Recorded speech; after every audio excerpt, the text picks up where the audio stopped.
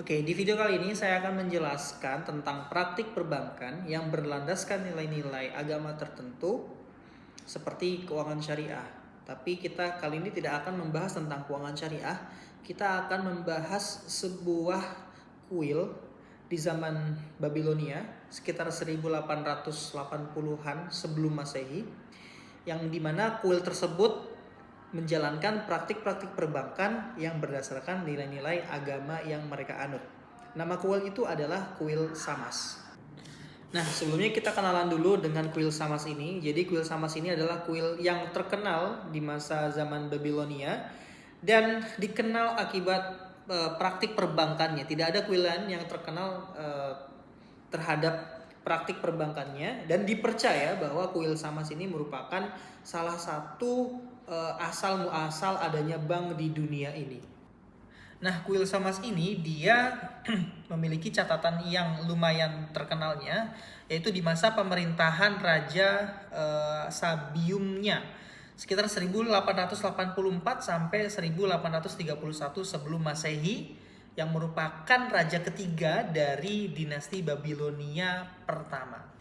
Nah, bagaimana kuil Samas ini memulai kegiatan perbankannya? Yaitu dimulai dengan adanya pungutan yang disebut sebagai tithe atau pungutan wajib ya bagi para pengikutnya. Nah, kuil Samas ini mengenakan pungutan wajib kepada pengikutnya yang biasanya mereka itu membayar dengan beberapa barang. Yang pertama adalah grain atau biji-bijian, yang kedua adalah oxen atau lembu, dan yang ketiga adalah sheep atau kambing. Nah, tithe ini kemudian dikumpulkan oleh kuil Samas tersebut dan menjadi surplus atau menjadi cadangan yang banyak bagi kuil Samas. Nah, ternyata di kuil Samas ini juga mereka punya ladang yang lumayan cukup, sehingga kegiatan pertanian yang dilakukan oleh kuil Samas itu juga melimpah.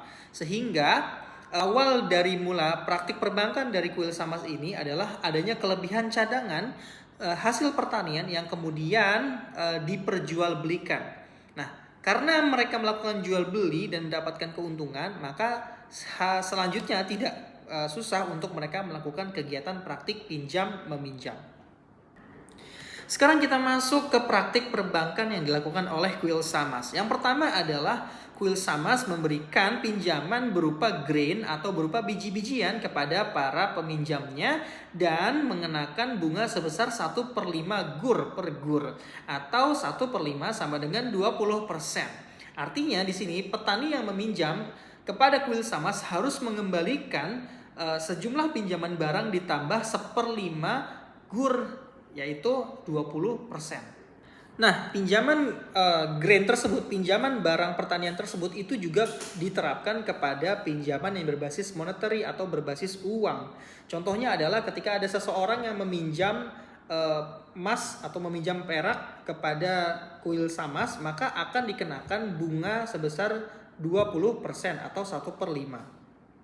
Nah, ini adalah salah satu contoh perjanjian jual beli yang dilakukan oleh kuil Samas. Ada seseorang yang meminjam 10 gur of grain dalam rate 1/5 gur per gur atau sebesar bunga 20%. Maka di sini si peminjam tersebut harus mengembalikan grain sebesar 10 gur ditambah 20% atau harus dikembalikan pada saat harvest time atau pada saat masa panen.